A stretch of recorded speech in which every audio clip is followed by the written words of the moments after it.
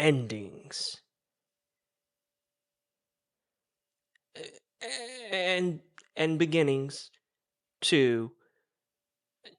Beginnings, beginnings and endings. Beginnings and endings. Yeah. You know,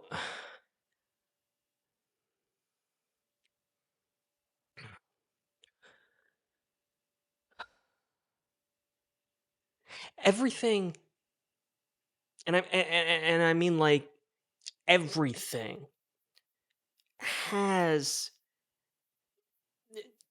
the beginning and the end. And well, those are th- those are the easy parts. Those are the easy parts, I guess. You know, I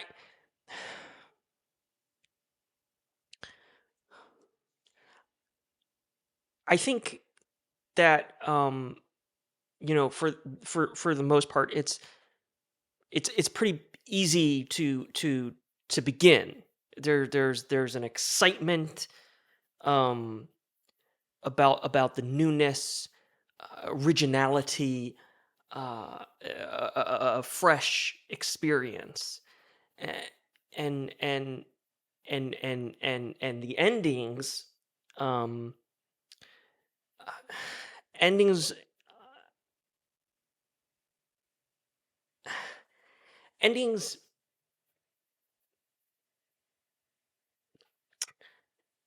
well, uh, okay, so Ian Malcolm, um endings, there's this quote, um "E- beginnings are easy, and then endings,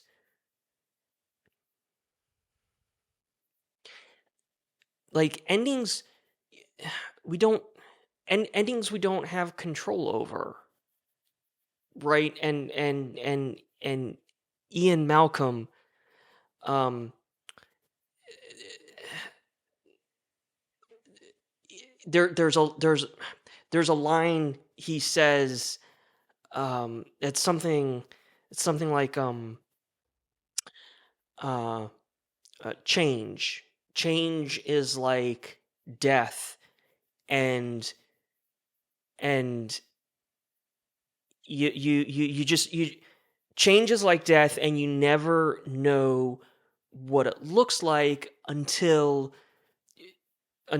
you're standing at the gates. And I think that endings are a lot like change. Sometimes sometimes you don't know what they're gonna look like until you're dead. Yep. Or you know, you know what I'm talking about. The beginnings, the beginnings and the beginnings and the endings, right? They're they're easy because yeah, there's this there's this inevitability to them.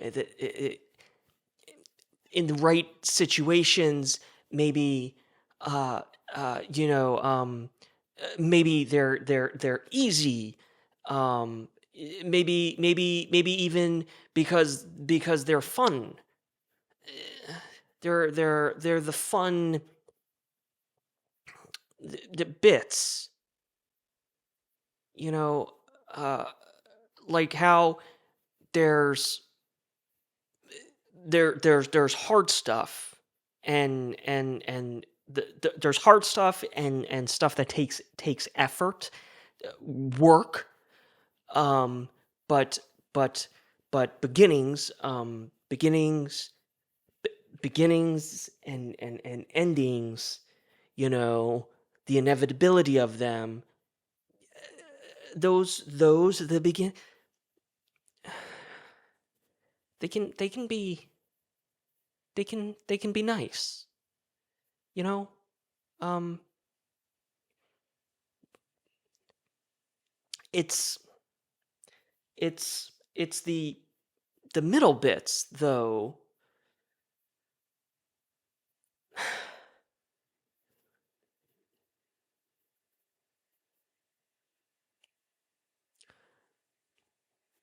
Those can be a fucking bitch.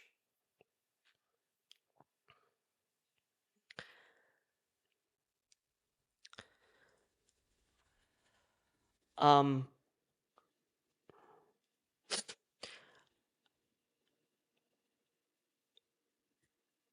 okay, I I have I have this problem with I I I like to call it toxic creativity. Um it's I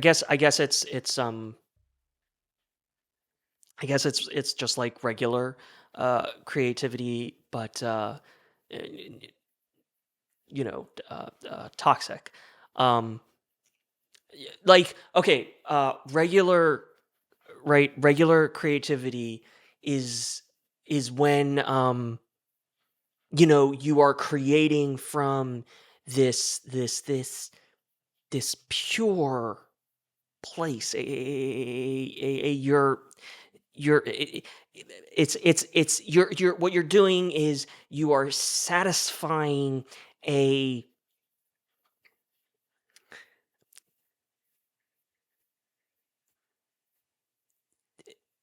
a thing right inside of you that that thing that needs to get out.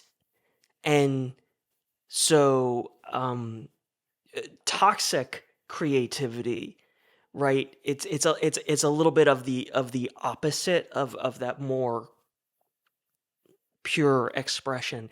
And that's when the toxicity is when those creative goals, right, are shaped by and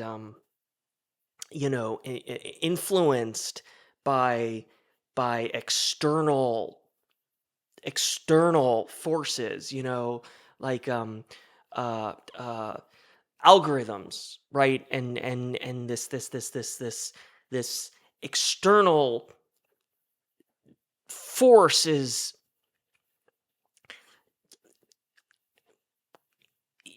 imbuing im im in in in no imbuing, it's imbuing your creative pursuit with this toxic influence, versus, right, those internal motivations, which are the good stuff, the the real good stuff. But y- it's, yeah, it's fucking fragile. Those those those those uh those pure motives, um that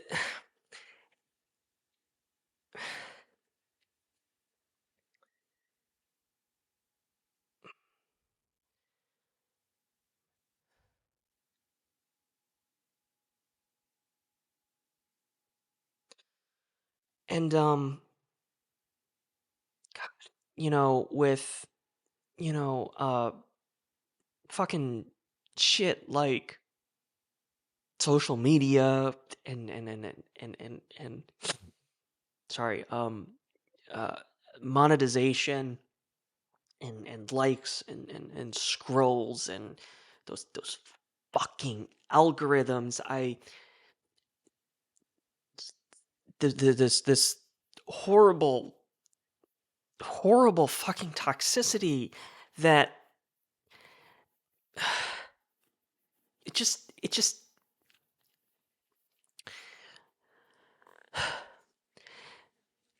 it makes things,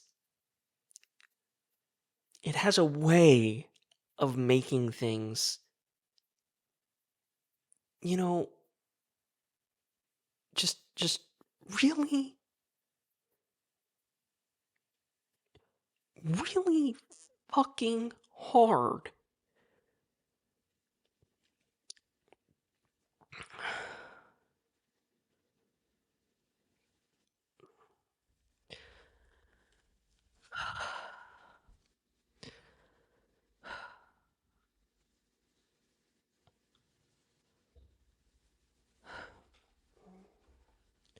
Um, for the last year, uh, I've been writing, trying to write uh, a novella. At the start of 2023, I wrote my outline. I structured the project. It's it, it's a day in the life story about a guy in Florida uh d- during a pandemic, and his quest for apologies ice cream, mint chocolate chip, the green kind. uh it it, it may or may not be semi semi autobiographical. uh and the point, I guess, is that, starting that project was really fucking easy. A 10,000 word outline, which yeah, included like this detailed beat for beat ending that was just, it was just, there. I wrote the first 10 or so chapters, and then fucking y- that middle part, and and and that horrible fucking toxicity, that toxic creative the toxic creativity. Because okay, so at the same time that I was doing that, I when I was writing the novella, I was also doing my audiobooks and the audio shorts. This was all at the same time, and I was still writing some short stories and the other the videos on YouTube, and they were all just, all of that stuff was just,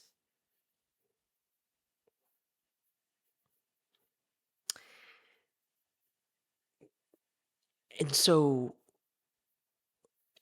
what happened, I think, was that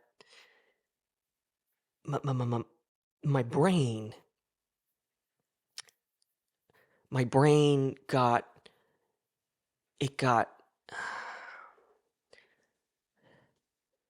got stuck. My while in the middle of the novella,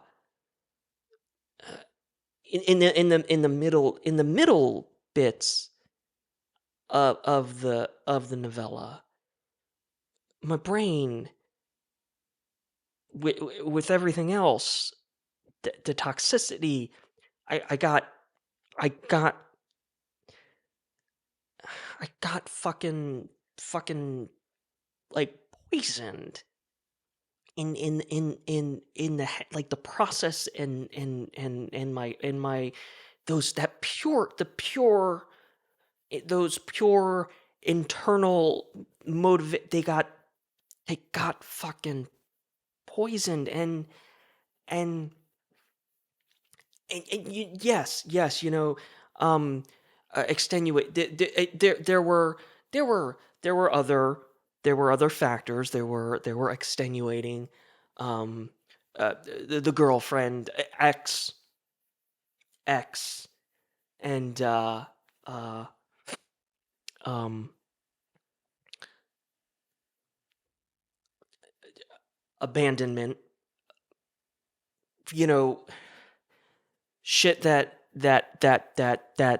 poisoned the well, and made the so, abandonment, and the breakup, um and but like good things too.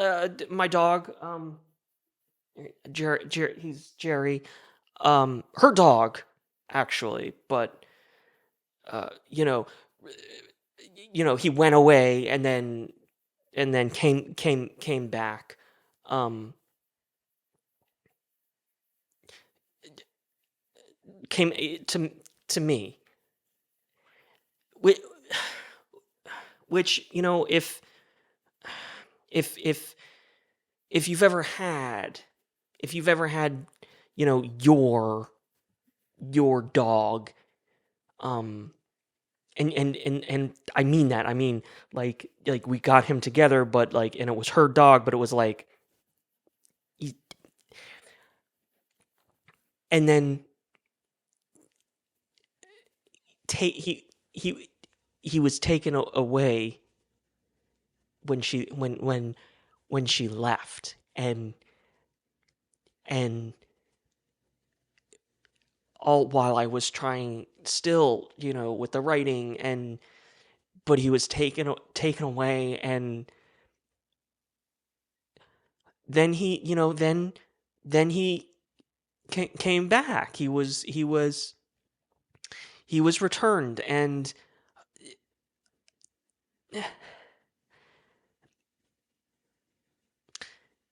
extenuating. It was all very extenuating, and very hugely, but meanwhile, that big writing project, and that the instincts, the motivations, the pure motivations, all of that other shit that it it just gets fucking beaten.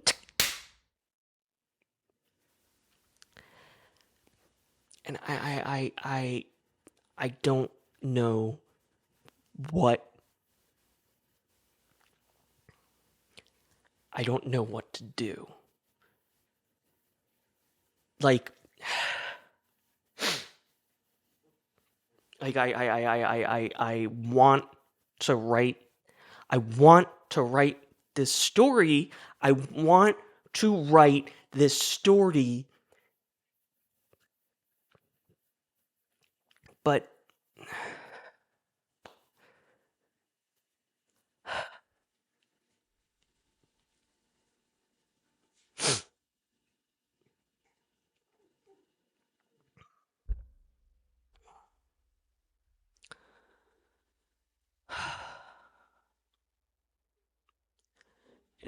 anyway, I am uh I'm trying to Um, I'm trying to include. Hey, Jerry, give me that side eye. I'm trying to include a piece of writing, an original piece of. I'm trying to do a dramatic reading of an original piece of writing that that I'm hoping uh, at the end of the day will just kind of like tie all of the all of the themes of our chat together. So I mean, if you watched last week and if you've stuck around this long, this is the dramatic reading portion, and um, thank you. So I it means fuck yeah. It really it's it what I have what I have today is uh a section from one of my older books. It's called Videorama, and the chapter is called it's from a chapter. It's chapter 3 of the story called "My Brother the Sign Spinner." And me, and this. You can go to my website, get links and all of that stuff. But um, uh, this is this is this is Videorama. It takes place. This is the important detail. It takes place in 2005. So that's critically when the third Star Wars prequel came out, Revenge of the Sith.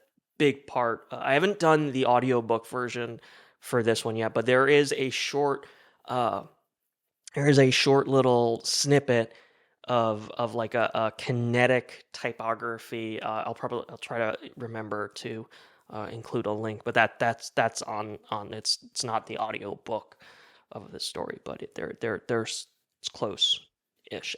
Anyway, chapter 3, my brother the sign spinner and me. A new voice entered the conversation. What girl? Liv glanced up to see Videorama's official sign spinner and honorary chief marketing officer looming over the checkout counter. He was tall and rail thin, as if his metabolism made a bad deal with a loan shark and was now nowhere to be found. A backward baseball cap kept long brown hair from hanging over his face. He wore cargo shorts and a faded t shirt with a portrait of Ludwig van Beethoven sticking his tongue out and throwing up devil horns. Kurt, let me be perfectly clear, Toby said from the aisle. There is no girl. He's in denial about the girl, Liv said, winking at Kurt. So there is a girl? Kurt asked. You should have seen them flirting. You should have seen them flirting earlier. Oh, yeah? Kurt's look of confusion broke into a genuine smile that was as wide as it was genuine. I messed up that read. That first genuine wasn't supposed to be in there. It was just he was a sucker for a good meet cute. That wasn't flirting. They were practically peeing on each other, Liv said. Is she cute? What's her name? Did he ask her out? Kurt rattled off his questions before pausing for the big one. What do you think of her, Liv? Liv propped her elbows on the counter and made sure Toby could hear her as she gossiped. Her name is Alyssa.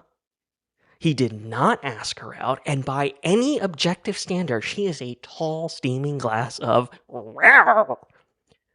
Kurt recognized the name. Alyssa? You're saying those two only just started talking now? Toby's head poked around the corner of the aisle. You know Alyssa?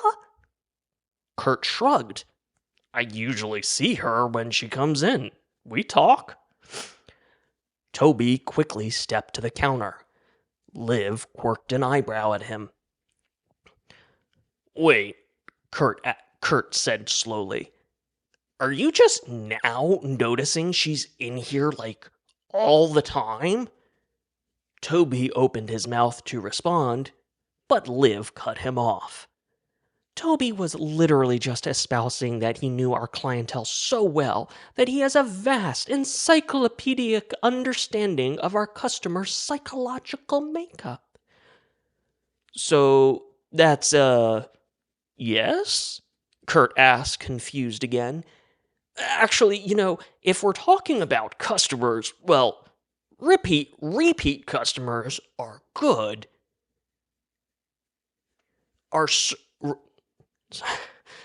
Sorry. Repeat customers are certainly one thing, but... Dude, come on. Toby rolled his eyes. But we could be going after new customers. Kurt, Liv said sympathetically. We can shoot and edit a commercial ourselves, Kurt declared. This YouTube thing looks promising. YouTube was 2005, just like literally coming in, like just existed. Yeah. And I can build a small website. Me and Joe already have a theme song written. Toby put a hand on Kurt's shoulder. Dude, I hear you. But the thing is, I don't care. More marketing means more work. And you know how that makes me sad. We've got a decent, well-oiled machine going here. Kurt huffed and grabbed his sign. Whatever, he said, starting for the door, shoulders slumped. The bell jingled on Kurt's exit, and Liv turned a sour gaze to Toby. 1, you are a dick, and 2, he's not wrong. Toby grabbed another stack of DVDs and disappeared down an aisle. He's a sign spinner, Liv. That you made chief marketing officer. As a joke. You're an idiot, Liv said, grabbing her sketchbook and returning to her chair behind the counter. And yet I seem to be doing all right, Toby said. She comes in literally all the time. Liv, she was just here yesterday. Toby looked up over the aisle at her. She had a 2-day rental. Again, you are an idiot, Liv said, flipping pages to her current sketch. Toby shrugged. An idiot with a stalker, according to you. A stalker that's a tall glass of rawr, also according to you. Wait a minute. Toby looked over the shelves at Liv. Are you jealous I have a stalker? She's not a stalker, Toby. She is a nice girl. Toby's eyes widened as naughty thoughts about nice girls flooded his brain. I bet she is. Liv put her pencil down and rubbed her eyes. People might actually like you if you weren't so sarcastic all the time. Toby shrugged. Friends come and go. There's a winning life philosophy. Now, porn, on the other hand, that is forever. That 60-inch TV in your bedroom working out well for you? Toby finished in the aisle and stepped back around the counter. I like to watch as I fall asleep at night, he said. This way I have pleasant dreams of vaginas. Toby spread his hands an arm's length apart. 10 feet wide. 10 feet wide vaginas. Doop doop. So, nope. Yeah, there we go. Videorama. Uh, if you enjoyed that little snippet preview, please check it out. Um, I, I, uh, I just want to say, that, I, I feel, I feel, I feel like this was good. I feel I guess I feel a little bit I feel a little bit better uh a little at least I guess so